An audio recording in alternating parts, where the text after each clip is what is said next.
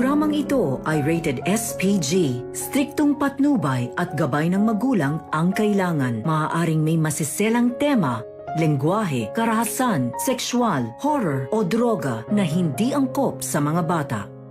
Makakayanan kaya ni Moira ang mga pasakit na ginagawa sa kanya ni Giselle o tuluyan na siyang mawawala sa katinuan? Magandang araw at eto na nga tayo sa ating pinakaabangang tagpo sa Abot Kamay na Pangarap. Welcome to my channel. Please don't forget to like, comment and click the bell button para lagi kayong updated sa aking mga videos. Samantala sa kulungan, walang nagawa si Moira sa mga pahirap na ginagawa sa kanya ni Madam Lotus dahil ito ang utos ni Giselle. Dahil akala ni Moira ay hindi siya pwedeng galawin dahil nasa loob siya ng kulungan. At hindi titigil si Giselle na pahirapan si Moira sa loob ng kulungan sa tulong ni Madam Lotus. Nagmamakaawa si Moira kay Giselle pero hindi siya nito pinakinggan at tuluyan siyang nilublob ang mukha ni Moira sa inidoro na sobrang dumi at mabaho. Sumisigaw na umiiyak si Moira at nagmamakaawa na tama na, huwag niyo nang gawin ito sa akin. Pero sa labas nakatingin lang at nakatawa lang si Giselle at si Madam Lotus habang pinapanood niya ang ginagawang pagpapahirap kay Moira. Sa isip ni Giselle na tama lang yan sa iyo Moira, diyan ka nababagay dahil kulang pang kabayaran yan sa mga ginawa mong kasalanan sa pamilya ko, kay Lynette, kay Annalyn at lalong-lalo na sa papa. Tuwan-tuwang pinagmamasdan ni Giselle si Moira na pinapahirapan habang naririnig niya itong umiiyak na nagmamakaawa. Kaya kinuhanan niya ito ng video at maya-maya ay umalis na si Giselle. Samantala pagkalabas ni Giselle nakita niya si Zoe na kausap ang isang pulis at nakikiusap na kung pwede niyang madalaw ang mami niya na si Moira Tanyag. Nilapitan ni Giselle si Zoe at binati niya ito. Ikinagulat naman ni Zoe nang makita niya ang tita Giselle niya at kung ano ang ginagawa nito sa kulungan. Sabi ni Giselle na may aso lang naman ako na gusto kong maparusahan.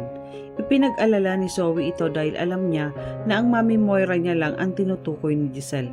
Naiiyak na napasigaw si Zoe na, ano na naman ang ginawa mo kay mami?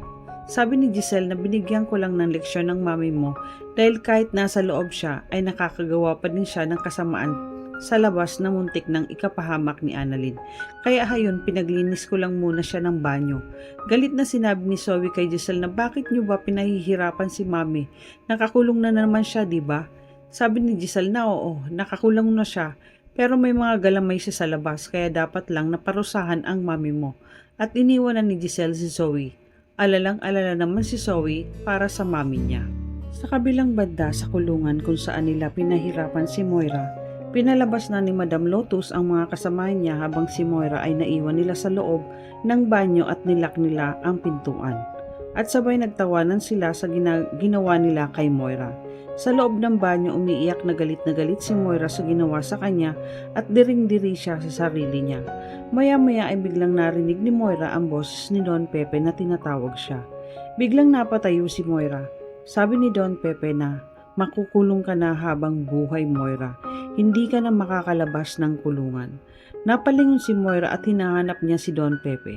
Sabi ni Moira na nasaan ka Pepe? Magpakita ka sa akin. Ano, patay ka na? Kaya minumulto mo ako? Masaya ka na ba ngayon? Nakikita mong nahihirapan na ako dahil sa utos ng anak mo? Narinig ni Moira na pinagtatawanan siya ni Don Pepe. Sabi ni Moira, sige tumawa ka Pepe. Pero hindi ako natatakot sa iyo. Magpakita ka, harapin mo ako dahil hindi ako magpapatalo sa iyo. Habang sa labas naman ng banyo ay naririnig nila Madam Lotus at mga kasamahan niya si Moira na sumisigaw at may kausap sa loob. Samantalang nag-iisa lang naman siya sa loob ng banyo. Ipinagtaka ni Madam Lotus kung sino ang kausap ni Moira sa loob at sino yung Pepe. Kaya pati mga kasamahan niya ay nagtaka na din. Sabi ni Mildred na hindi kaya natuluyan na si Moira na mabaliw. Sabi naman ni Madam Lotus na baka nababaliw na nga si Moira sa loob at ang punta nito ay sa Baliwag, Bulacan na at sabay nagtawanan silang lahat. Kinabukasan sa Apex habang hinihintay ni Chang Susan si Annalyn ay pinanonood niya ang viral video ni Moira kung saan pinahihirapan ito. Tuwang-tuwa si Chang Susan. Maya-maya ay dumating na si Annalyn at agad niyang ipinakita ito kay Annalyn. Nagulat si Annalyn sa napanood niya kaya naitanong niya kay Chang Susan na lola na saan mo nakuha ang video na to? Hindi na po tama itong nangyayari kay Ma'am Moira. Sobra naman po ang ginawa nila. Sabi ni Chang Susan na kulang pa nga yan. Sa dami niyang ginawang kasalanan sa inyo, tama lang na pagbayaran niya lahat ang kasalanan niya. Dapat nga mas masahol pa ang gawin sa Moira na yan at dapat lang na mangyari yan sa kanya. Habang nag-uusap ang maglola, hindi nila napansin ang pagdating ni Zoe at nakita sila ni Zoe na may pinag-uusapan. Kaya lumapit si Zoe dahil narinig niya ang pangalan ng Mami Moira niya. Ipinagtaka ni Zoe kung anong video ang sinasabi nila. Habang hawak ni Annalyn ang telepono, ay biglang inagaw ito ni Zoe kay Annalyn. At napasigaw naman si Annalyn na Zoe. Ayaw sanang ipakita ni Annalyn kay Zoe ang video, pero huli na dahil naagaw na ito ni Zoe. Alam ni Annalyn na ikakagalit ito ni Zoe. Laking gulat ni Zoe nang makita niya ang video ng Mami Moira niya na kung paano nila pinahihirapan sa loob ng kulungan. Halos maiyak si Zoe habang pinapanood niya ang video. Wala siyang kaalam-alam na grabeng pahirap ang ginagawa sa mami niya. Halos madurog ang puso ni Zoe para sa Mami Moira niya. Kaya sa galit ni Zoe, nilapitan niya si Annalyn at tinanong niya kung paano niya nagawa ito. Grabe kayo. Magpapaliwanag pa sana si Annalyn kay Zoe nang wala siyang alam tungkol dito. Pero nang walang ano-ano'y biglang sinampal ni Zoe si Annalyn ng malakas na ikinagulat din ni Annalyn at hindi siya nakapagsalita. Nakita naman ni Chang Susan ang ginawa ni Zoe kay Annalyn kaya hinila ni Chang Susan si Zoe at sinampal niya din si Zoe ng malakas.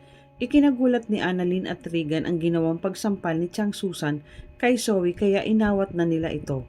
Galit na galit si Chang Susan kay Zoe at sinabihan niya si Zoe na hayop ka. Sumusobra ka na. Wala kang karapatan saktan ang apo ko. Matagal na ako nagtitimpi sa'yo. Hindi ako papayag na saktan mo si Annalyn, kundi ako ang makakalaban mo. Ang kapal ng mukha mong saktan si Annalyn.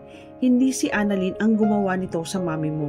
Dapat lang yan sa kanya dahil tulad mo din siyang walang kasing sama ang ugali niyong mag-ina. Dapat magsama kayong mag-ina sa kulungan. Hindi naman nakapagsalita si Zoe habang hawak niya ang pisngi niya sa pagkakasampal sa kanya ni Chang Susan. Hindi niya akalain na si Chang Susan ang gaganti sa kanya, kaya walang nagawa si Zoe at biglang itong umalis. Pumunta siya sa opisina niya. Galit na galit si Zoe sa nakita niyang kalagayan ng mami niya at kailangan niyang puntahan ito sa kulungan para alamin ang mga nangyari. At napapaisip na din si Zoe kung gagawin niya na ang inuutos sa kanya ni Moira. Natuluyan na niya si Dax para makalabas na si Moira pero hindi niya ito magagawa dahil pinalagyan ni Justin ng CCTV ang kwarto ni Dax. Kaya mas lalo siyang nawala ng pag-asa na makakalabas pa ang mami niya. Habang si Annalyn at Regan naman ay inalalayan si Chang Susan at baka kung ano ang mangyari. Dumating naman ang mga kaibigan ni Annalyn na si Nurse Ivan at Karen at tinanong kung ano ang nangyari. Samantalang sinundan naman ni Annalyn si Zoe para kausapin. Ano ang gagawin ni Zoe para kay Moira? Matutuluyan na kayang mabaliw si Moira? Ano ang mangyayari kay Moira sa loob ng kulungan? Yan ang ating pakaabangan dito lang sa Abot Kamay na Pangarap. Huwag bibitiw at huwag kalimutang mag-subscribe. Maraming salamat po and God bless.